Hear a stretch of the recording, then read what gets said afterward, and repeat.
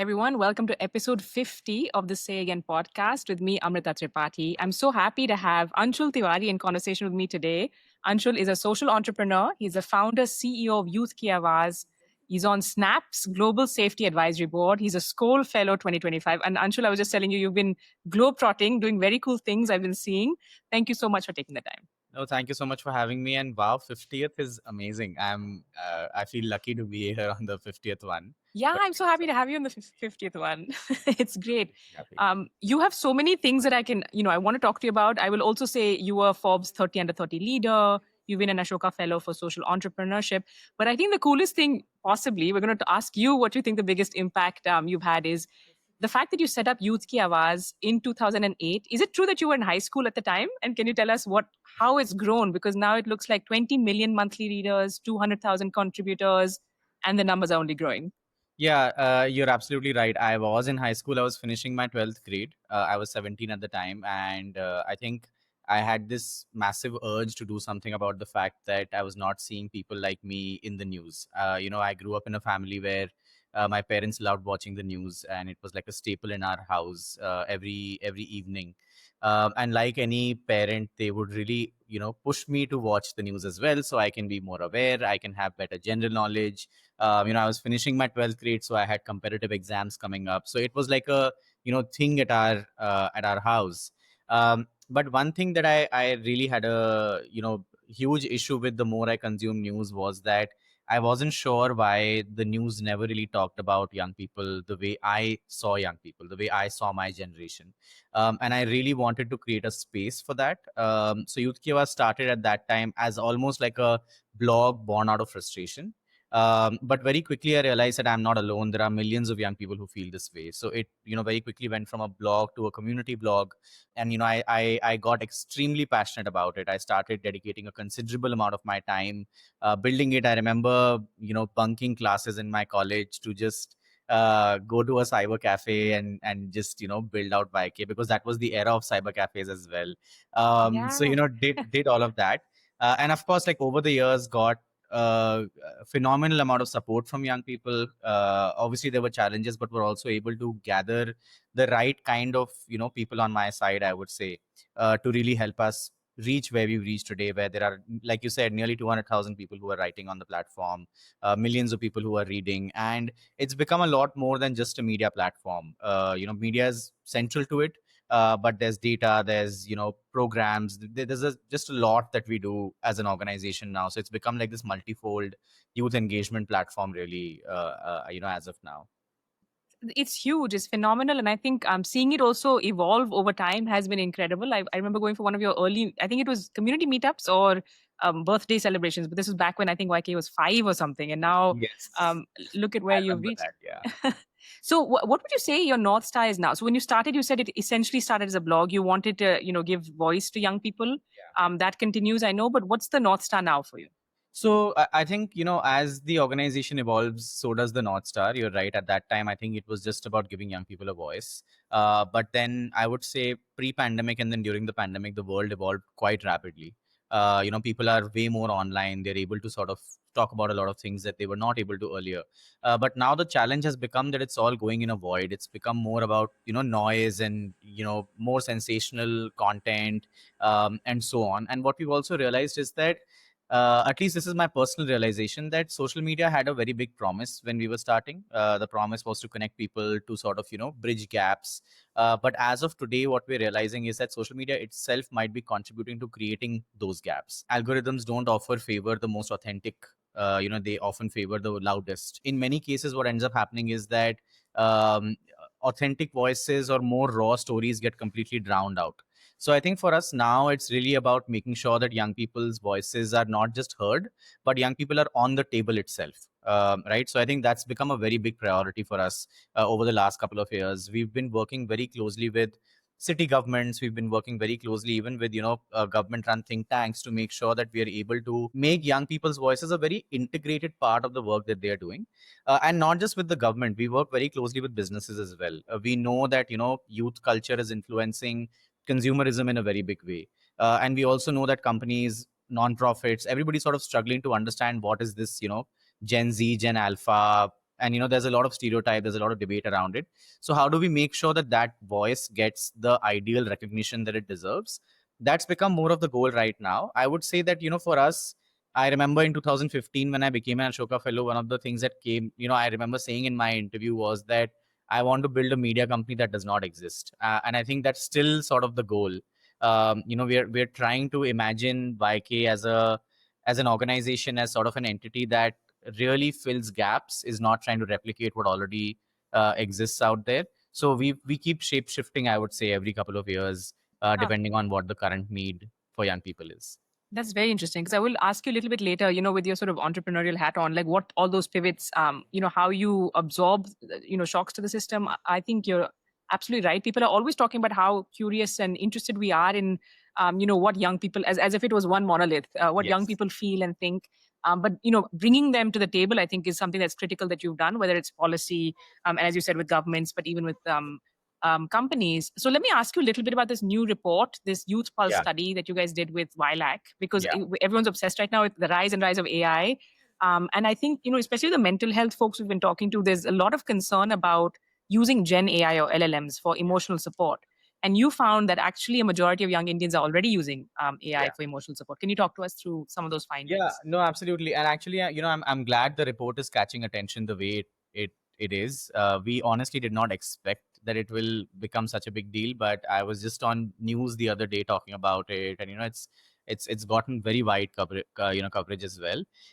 So just to sort of give you a quick highlight, what sort of triggered this conversation was that we both YK and YLAC, we were a part of a teen consultation that was being organized, and what we noticed there was, I mean, we were talking about digital safety. We were talking about parent-child relationship. We were talking about, getting into the teenage years when you start realizing that you want agency, you want more access, and things like that. And one thing that very organically popped up was that a bunch of teenagers in that consultation organically started talking about how they confide in AI bots. That sort of triggered a thought in our mind. And this is not something that has been a new discovery. This is a global, discovery already. Harvard has done a study on it. There are many other institutions that have already talked about how AI builds a social psychological dependence, as well. And I think we really wanted to understand this in the Indian context, because in India, parent-child relationships are very different from various other parts of the world. Um, Here, the way you sort of deal with encounters with peers, with teachers, is also very different. So we wanted to dig deeper into that. And what we found was that nearly a majority of the respondents, I mean 88% of the respondents, said that at one point or the other they have confided in an AI chatbot. In most cases, ChatGPT, because it's the most popular one right now. And we saw a very gendered lens to this as well. Young girls are very likely to confide extremely emotional aspects of their life to ChatGPT, have very open discussions about how they're dealing with their relationships with their parents, with pressure from family, etc. And I think what we really noticed in this whole scenario was that it really says something about where, of course, the world is headed in terms of relationships in general, but also from the point of view of mental health. What we realized was that somewhere there is a very significant gap in how young people are viewing agency itself, for themselves. What does it really mean for young people is still something that we have not been able to fully understand. Even though there is a lot of technological innovation, you have AI bots that themselves are built for therapy and things like that. Even then, there isn't a lot of focus on where, I would go as far as to say that where is the society really breaking down? Where are relationships really breaking down? And how do we fix that so that people don't end up developing a certain degree of dependency on AI, to a degree that it detaches them from the real world, because the real world is not going anywhere, and neither is AI. So how do we sort of strike the right balance when it comes to psychological needs that young people have? So I think that's really what it tells us in a Yeah. broad sense. And also, I think, I was going through some of the highlights that you had shared, and I think some of the respondents also realized that there are some, the Absolutely. cons to this, right? Like they don't want to be further isolated. So this was 500 respondents across India. What was the breakup Yes. of the So survey? 28 states, 568 responses. The actual number of respondents were way more. So we got nearly 6,000 people who attempted the survey. So technically speaking, throughout multiple questions, we have data points from different kinds of young people. But when we did the report, we only qualified 568 people who took the full survey. So the full survey questionnaire was a fairly long questionnaire. We mentioned it in the report itself. And we wanted to make sure that we track a single person's perspective throughout the questionnaire.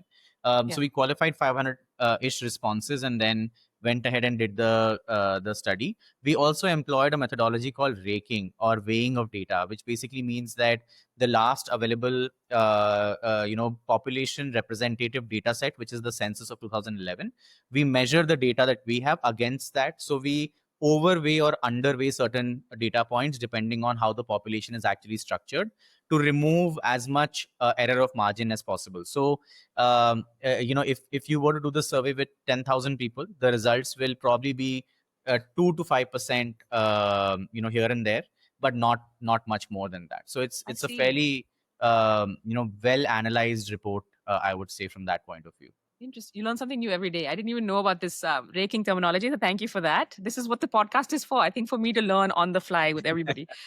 So let me ask you a question. You brought up Gen Z and Gen Alpha. There's so much interest, of course, from corporates. What are the consumerist trends, etc. Yeah. But there's two parts of this question. One is how do you look at any differences or how you kind of I guess characterize both Gen Z and Gen Alpha, maybe even younger millennials in the Indian context, given we have India 1, India 2, India 3, like there's so many countries in one versus other geographies. And when you're traveling, especially, and also how do you, or do you feel the pressure sometimes to be the sort of, the sole spokesperson along with the maybe 200,000 contributors on your platform? But how do you battle that pressure? Because Yeah. I feel like a lot of people will just put you on the spot and be like, listen, what are the youth thinking, right? Yeah. That's how we. No, you're absolutely right. In fact, I'll start with that. To be very honest with you, I find it a little weird because and this is something I talked to my team quite a bit about, that when I was starting, when I was 17, 18, 19, at that time people wanted me in the room because I was a young, digitally savvy guy trying to build something, but my opinion didn't matter as much. So I would be the last to go. People would encourage, oh great, let's also have Anshul speak about this. Now I'm 35 now. I've realized that at this point, my opinion matters a lot more than it mattered when I was 17, 18, 19, which is a little unfortunate because, it still tells us a lot about how the world sees young people even today. So that perspective it doesn't seem like it's changed quite a bit. You end up living in a very, progressive development sector kind of a world. So you realize that, oh, there are many young people trying to build something. They are on panels and things like that, but if you go outside of that, it's still pretty much the same, right? So I think that is definitely the case, and I'm not the biggest fan of it. So I try and push other people, from my, not just my organization, but various other organizations that we've supported or we've been lucky enough to witness, grow over the last couple of years, to be a part of such organizations and events and so on. When it comes to Indian young people versus young people globally, I think there's definitely still I mean, obviously, young people are taking to technology extremely fast, but there is still a difference in youth culture when it comes to how technology is actually being used. Firstly, globally, what we've seen is that there has been a decline of large platforms like Facebook. There's been an emergence of TikTok, of Instagram, of course. But what we're also noticing is that vertical communities are growing quite a bit. So you have a lot of Discord, you have a lot of Reddit that is growing across the board globally. And the reason why this is the case is because young people are also, growing a little exhausted of constant content overflow that's coming to them. And this is a global trend that we're noticing, right? So when we survey young people, when we talk to young people and we ask them how do they feel about the amount of time they spend on social media, they very openly admit that it's bad for me, but I just can't let go of it. It's almost like, a cycle that they're stuck in. They know it's not going to be great for them in the long run, but they also know that there's no other alternative to, what they're doing right now.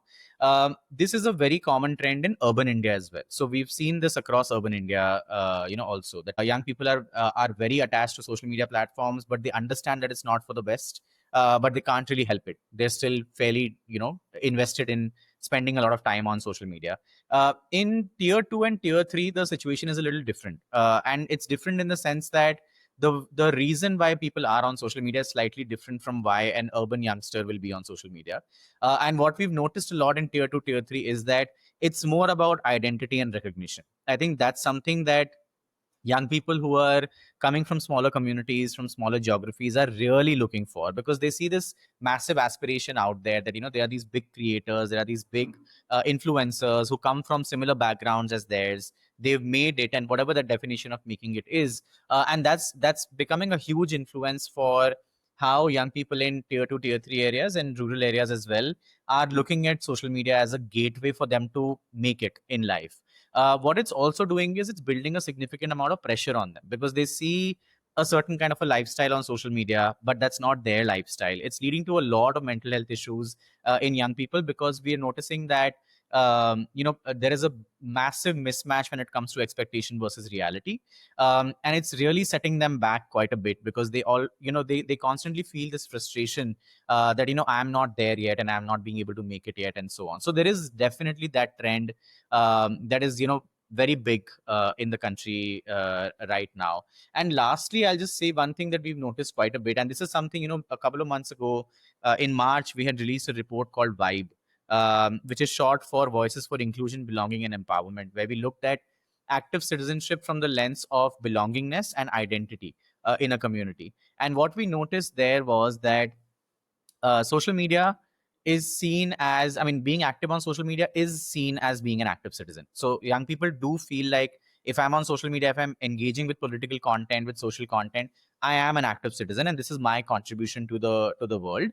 But what we also noticed was that it's creating a significant amount of social isolation. So people are, increasingly feeling that the real world is not matching with what I'm seeing on my screen, and that's creating some sort of a dissonance in terms of how young people view in-person engagement on a lot of these issues as well. Is there something that you think, like, where I can't believe it's already the end of August 2025, but if you were looking the rest of this year or the start of next year, is there something that would like that keeps you up at night when you worry? Or because I feel like you have access to so much data, there's so many surveys, so many voices on your platform as well. Is there Right. something that specifically that maybe is a cause for concern, and potentially something that you feel happy about when you look at all of this? I think, I mean, there are many causes for concern, to be very honest. I can go on and on about it, but I'll tell you one or two of the main ones that really bother me personally quite a bit. I think it's definitely seeing a lot of social isolation. I think that's definitely one of the major causes of concern for me. I mean, what we try and do at Youth Ki Awaaz is that we are focused on building community, and I think social isolation is sort of the antithesis of a community. We really see what happens when young people are completely isolated, and here isolated doesn't just mean physical isolation. They can be completely involved, engaged, but completely mentally checked out as well, and we're noticing quite a bit of that right now.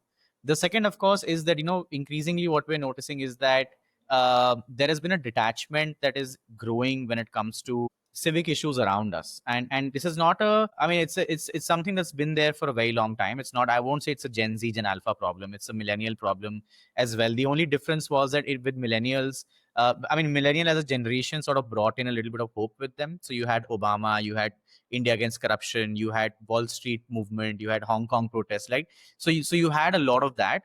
But what the Gen Z and Gen Alpha have also noticed is that it led to nothing. It I mean, the world became worse than it was, right? So in many ways, there is also a breakdown of trust and confidence. And I think that is something that is a huge issue when it comes to understanding young people, that how do you rebuild trust?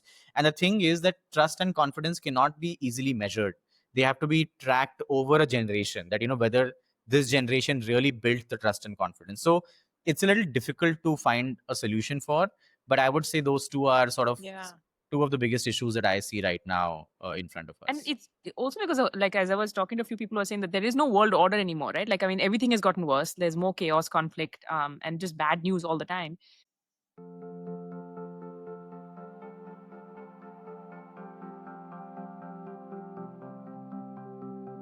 So we'll also like switch track a little bit and ask you, if you're looking at your career so far, and again you started very young. Of course, you're still young, but you started at 17. What do you feel is the most impactful thing you've worked on, or what's the thing that's given you the most joy in all of this whole journey? So, that's a really interesting question, because there's just so much that has happened at Youth Ki Awaaz in the last 17 years. The easy answer would be to say that every single campaign that we've run, how we've sort of progressed to building a data platform, and so on and so forth. But I think the truest answer is the fact that we've managed to be among the very few places that still do champion writing in a very, very big way. We are among the few, and of course, the largest writing platform in the country.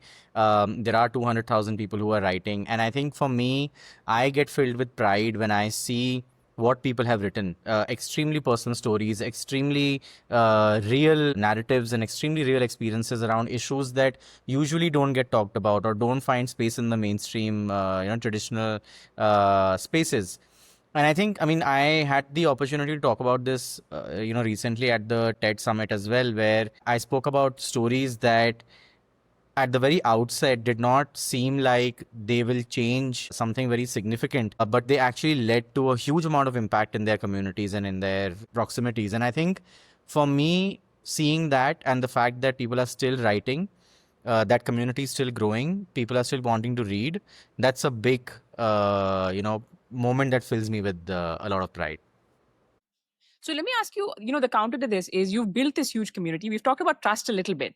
How hard is it for you when you have to make, and if you could give us an example, if you have to make decisions to change focus and of course, everything needs some sort of business model for things to run, right?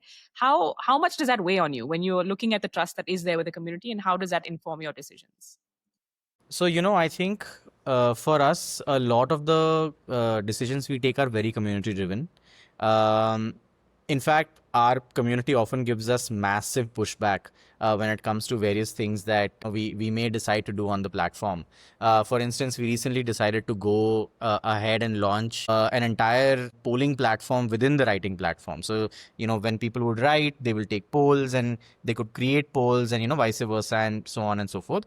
And what we realized was that there was massive pushback from the community, and we heard from people that they want this to be a sacred writing space. They don't want it to become something that morphs into two three other things. And we pretty much immediately rolled back. In 2 months we had rolled back, and we regained our community. We, in fact, not only did we regain our community, writers who had dropped off from the platform ended up joining back. We acquired new users who ended up becoming a part of the Youth Ki Awaaz community. And for polling, then we built a separate platform, and that's going just as well. We are now building one of the largest panels of young people that get polled every single morning, to check the pulse of young India. And I think for us, building something that is responsive based on what the community really wants is very, very important. Every year, a couple of times we try and ask our community what more do they want to see on the platform. When the whole conversation around AI started and how writing is now being influenced by AI, we asked our community that, do you want to use AI to write? We are not opposed to the idea. It could enable many people who have thoughts and are not able to articulate it. What kind of policy should we be putting in place to really be able to safeguard ourselves and the writers from losing creativity, for example, because they're using AI? Or how could the technology be integrated into our platform itself? So I think we are very, very responsive, and that helps us build a lot of trust within our community and with our community as well. And so let me ask you this as well, because of course it is something that when you're running something this massive, you of course have a team you trust, you have advisors, etc., etc. How much do you, as a leader yourself, like I'd love to learn a little bit more about your leadership style. How much do you index on empathy, and what have you learned about leadership in the last, let's say, 5 to 10 years? Because there would have been a lot of changes in the beginning as well. I think, I have grown as a leader. I won't say that I've reached perfection right now. I don't think I was ever at that point. I think I keep learning quite a bit. There was a time when I used to strongly believe that I am, starting very young and I'm extremely passionate. Everybody should be just as passionate as I am. And I was completely wrong. People join organizations for different reasons. Those reasons need to be respected, and those reasons need to be taken into account when you're thinking of their growth, their ability to create impact, their ability to really, build something that is meaningful, not just for themselves, but for the society in general as well. And I think what I also realized over the course of time was that leadership is a lot less about acting and a lot more about listening. And I think that's one thing that I actively tried to change about my leadership style, which was that from just being reactive and just being just responding to crises or situations or issues, I started listening a lot more. I started listening to people around me, my colleagues who are trying just as hard to build the organization, and are going out of their way. And I think I've also seen the results of it. We went through a really difficult time the last 2 years, and only now, very recently, we started emerging from the challenges that we were facing. And I realized that not a single team member left. They had all the options, they had all the opportunities to leave. Um, and in any other organization and traditional setup, maybe they would have, but they really stuck by. They really made sure that they continue being a part of the organization, they continue supporting the kind of work that we are doing, and even let go of various things that they were working on which did not make sense at a point. So I feel like leadership is a lot more about listening. And I also feel that nobody prepares you for all of this. I don't think I, at the age of 17, could have imagined what my leadership style would look like or should look like. But now I can. Now I do have the privilege and the years that I have sort of put into understanding people and understanding myself a lot better. Yeah, that's really interesting. Yeah, that's a really good point. And I think it's one of those things you learn by doing, right? The more you practice the skill, both listening and leadership, I suppose, because it's not like something you can just learn by hearing. I think you have to active listening, being an empathetic leader. It's really interesting in some of these chats. I've realized there are so many facets to leadership that you have to keep in mind. So for yourself now, if I were to ask, have you ever had to deal with sort of burnout? We were talking about pretty big issues that when I asked you what are you concerned about, including social isolation, loneliness. Have you ever had to deal with burnout? Have you gotten better at sort of self care without getting into the whole industry behind self care? And anything you'd like to share there? I feel it's really difficult to tell if you're currently in a burnout or not, and if you're just living through it. And that's the most unfortunate part about building something, that you're so driven, you're so passionate very often that you completely deprioritize yourself. I don't know if I've gotten better at identifying it, but I've definitely dealt with it very frequently. There have been times when I've been completely burnt out, also unwilling to accept that I was burnt out.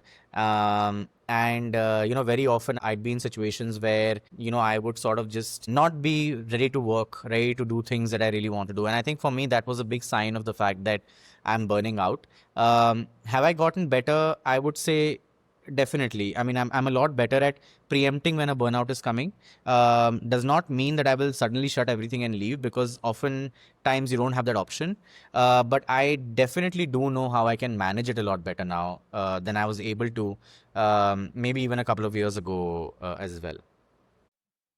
What are for anyone listening to this, like, what are some of the signs you think other people can notice, like, that are visible to others, which may not be? Yes, there are definitely signs. I have noticed that when you're burnt out, you get more reactive. Maybe your decision making gets affected. You take more quick decisions, which might not be the best ones. And I also feel like you start doubting yourself a lot. And I feel that's something people who've worked very closely with you, they can see through it. They can tell that you're doubting yourself. You're being very reactive. You're being very on the edge.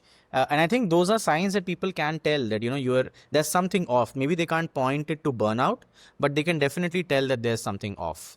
About how you're responding and what you're dealing with. So I feel like there are definitely signs of it, and it's very important to preempt it and to manage it as much as possible. Like I said, sometimes you don't have the option to just shut down and escape, but there are better ways. There are ways, and I figured out ways. I am extremely passionate about other things as well. YKA, of course, I'm extremely passionate about. It's probably top tier for me. But just under that, I love gardening. I have more than 2,000 plants in my house. I build terrariums. You can see some, here in the background as well. I'm extremely passionate about these things. I love, coffee. I'm very deep into the coffee culture. So all of, and honestly, fitness as well. Since I took to working out, it completely changed my life. And for me, those are moments when I'm not thinking about work, when I'm not thinking about the next big problem. And I think that's really important, to just do something which is truly only for yourself. Only you will understand it, or only you will value it as much as you do. Um, and for me, I have those things, so it helps you. While it might not get you out of the burnout, it can delay a burnout, it can help you manage it a lot better. And I think that's very, very important. um, I think just so that we have some silver linings playbook type of vibes, let me ask you if there's anyone who has inspired you. This could be the final question as well. We usually wind down with gratitude. So anything you would like to share that you're grateful for? I think there's a lot that I'm grateful for. I think my family, my parents, who supported me a lot. A lot of my peers who started alongside were not able to build their organizations because they had a lot of family pressure to take up a job, to not go in this direction. And I just feel like I don't even once remember my parents saying that don't do this. Of course, they had their concerns, and they were concerned how will I sustain myself and things like that. But they never said that don't do this, and I think that made a huge difference. I'm also extremely grateful, to my siblings, my brother who's also a social entrepreneur, who's also been on this podcast, and my sister who's really among the three of us like a silent backbone, because she's always shown what being driven looks like, and what sticking to one thing and really doing your best looks like. So I feel like I'm extremely grateful that I have had these people around me, and not just them, mentors, friends, team members who've stuck around for years, who've seen YKA go from a blog that a 22-year-old, 21-year-old was running, to now an organization, 10, 15 years on, and they're still there. They're still sort of helping build the organization. I feel like it's absolutely phenomenal to have the opportunity to work with them. And I also feel extremely grateful to the community, because it's one thing to build a platform, it's another thing for it to get actually used. And I feel like I'm extremely grateful. Without that, none of this would be possible.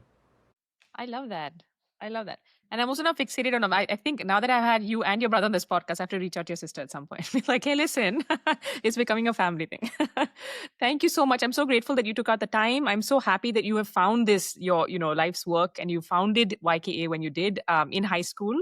And I really appreciate you taking the time. And thank you so much for having me. I'm extremely grateful for this opportunity, and I hope that many people listen, and they sort of are able to manage their burnouts, and they're able to manage their leadership styles a lot better. Thank you.